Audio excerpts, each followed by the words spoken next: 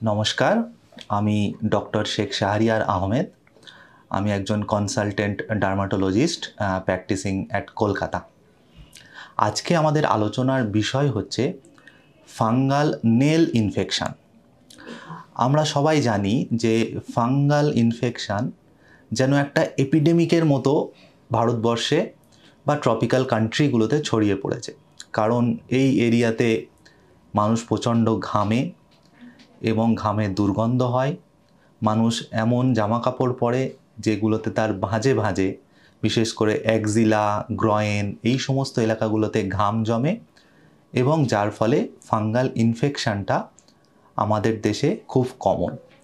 কিন্তু স্কিনে যখন ফাঙ্গাল ইনফেকশান হয়, এটি ভীষণ রকম চুলকায়, ঘুমের ডিস্টার্ব করে এবং সেই জন্য এটা নিয়ে মানুষের সচেতনতা অনেক বেশি। কিন্তু এটা যখন নেলে ইনফেক্ট করে, লাইক ফিঙ্গার নেল বা টো নেল, এটা কিন্তু খুব একটা সিমটম তৈরি করে না। যেমন কোনো চুলকানো থাকে না, ব্যথা থাকে না, জ্বালা থাকে না। সেই জন্য মানুষ কিন্তু এটা নিয়ে খুব কম সচেতন বা বদার্ড। সেই জন্য আমরা স্পেশালি আজকে এই টপিকটা নিয়ে আলোচনা করতে চাই, ফাঙ্গাল নেল ইনফেকশান, যেটাকে আমরা ডার্মাটোলজিস্টরা অনেক সময় ওনাইকোমাইকোসিস বা ক্রনিক ওনাইকোমাইকোসিসও বলে থাকি। এখন আপনারা কিভাবে বুঝবেন যে আপনার পায়ে ফাঙ্গাল নেল ইনফেকশান হয়েছে? প্রথমত 2 থেকে 3টি সাইন আছে। যদি আপনার নখের কালার চেঞ্জ হয়, মানে ধরুন নখের কালারটা চেঞ্জ হয়ে অতিরিক্ত সাদা সাদা হয়ে গেল, বা কখনো হলদেটে ভাব চলে এলো নখের একটা পোর্শানে, কখনো কখনো এই হলদে বা সাদা ভাবটা দীর্ঘদিন যদি পারসিস্ট করে, এটা কিন্তু কালো ভাবও নিতে পারে। তো রং চেঞ্জ একটা প্রাথমিক উপায় যেটা ইজিলি ভিজিবল যে আমার নখে ইনফেকশান হচ্ছে কি না। নখ যদি সবুজ হয়, সেটা কিন্তু একটা সিউডোমোনাস ইনফেকশানের লক্ষণ, যেটা কিন্তু again it is a not fungus but একটি ব্যাকটেরিয়াল ইনফেকশান।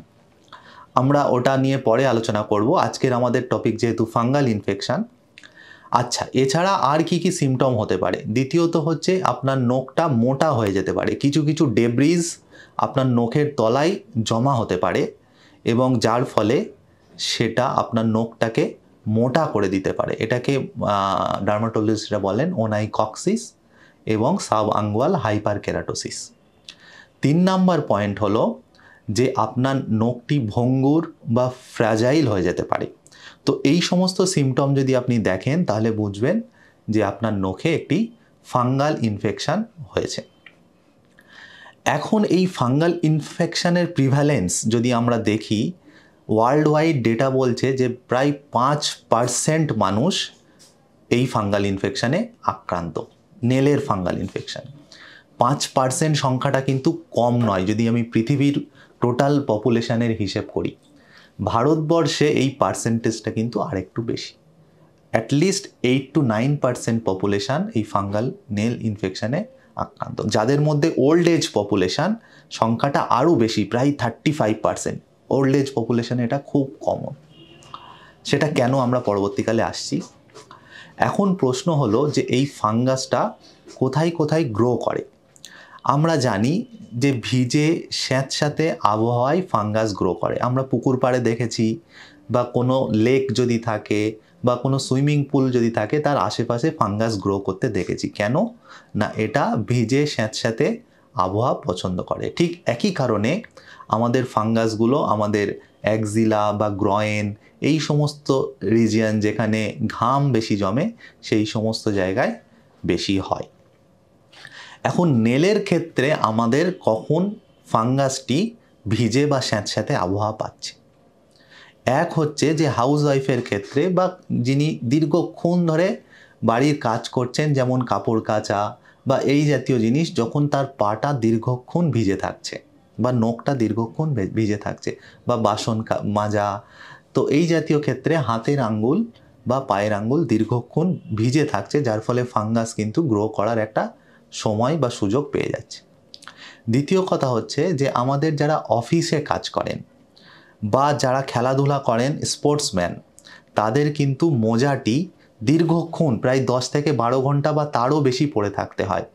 এর ফলে পায়ে যে ঘামটি হচ্ছে সেটি কিন্তু ওখানে জমছে। এদের মধ্যে যদি বিশেষত কেউ বেশি ঘামে, কারুর হাত পা নর্মালি বেশি ঘামে, তো এনাদের মধ্যে যদি কারুর হাত পা বেশি ঘামে এবং মোজাটি ভিজে যায় ঘামে, তাহলে কিন্তু দীর্ঘক্ষণ সেটি ভিজে থাকছে এবং এই ভিজে স্যাঁতস্যাঁতে আবহাওয়ায় আবার কিন্তু ফাঙ্গাসটি গ্রো করার সুযোগ বা সুবিধা বেশি হয়ে যাচ্ছে। 3 নাম্বার হচ্ছে যারা কমার্শিয়াল স্পেস ব্যবহার করেন স্নান করার জন্য, লাইক সুইমিং পুল বা শেয়ারিং বাথ প্লেস যদি কেউ ব্যবহার করেন, তাহলে ওখানে কিন্তু একজনের ফাঙ্গাল ইনফেকশন, যিনি খালি পায়ে ওই এলাকাতে হাঁটছেন, সেখান থেকে কিন্তু অন্যান্য কারোর হয়ে যেতে পারে, যেহেতু ওখানে প্রত্যেকেই খালি পায়ে হাঁটছে। তো এটি কিন্তু একটা 3 নাম্বার সোর্স বা 3 নাম্বার ক্যাটেগরি যাদের কিন্তু ফাঙ্গাল ইনফেকশনটা কমন।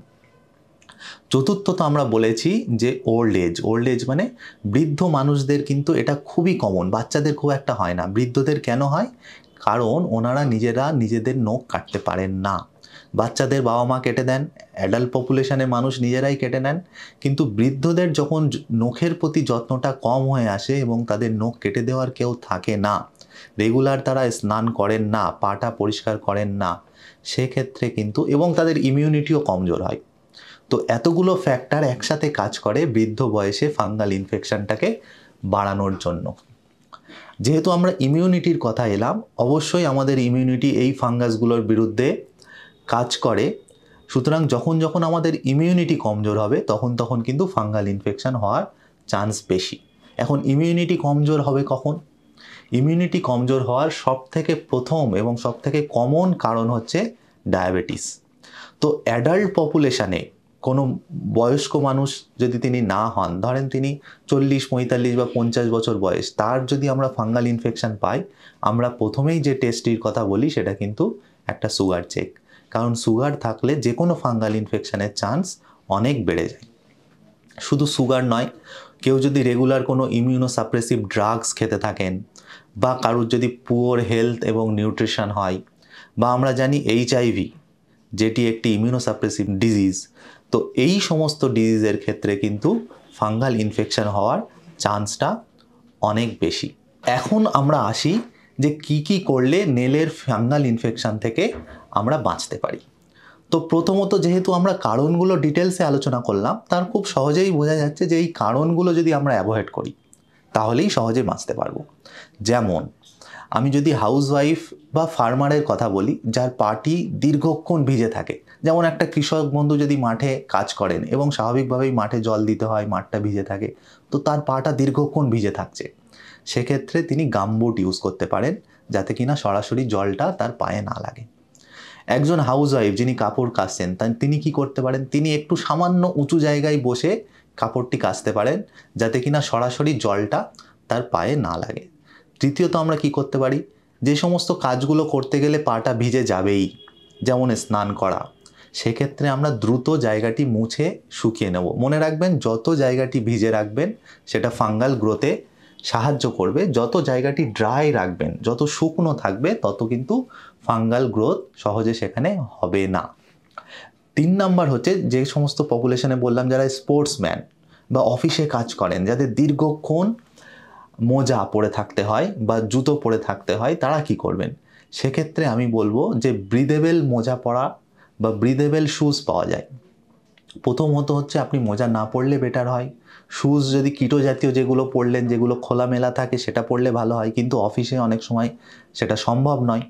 সেক্ষেত্রে আপনি লুজ ফিটিংয়ের সবসময় খেয়াল রাখবেন, যেন টাইট ফিটিং শুজ যেন না হয়। দ্বিতীয়ত হচ্ছে যে মোজা বা জুতোর ক্ষেত্রে কিন্তু অনেক মেশের তৈরি ব্রিদেবল মোজা বা জুতো পাওয়া যায়, তো সেগুলো আমরা ইউজ করলে ভালো হয়। 3 নাম্বার কথা হচ্ছে যে কখনোই যেন খালি পায়ে না ওঠে। আমরা যে সুইমিং পুল এরিয়াতে বা যে কমার্শিয়াল বাথ স্পেসগুলো ব্যবহার করছি, সেখানে যদি জুতো ইউজ করি তাহলে কিন্তু বেটার হয়। বা খালি পায়ে ঘরের মধ্যেও না হাঁটা, বাইরে তো অবশ্যই খালি পায়ে না হাঁটা।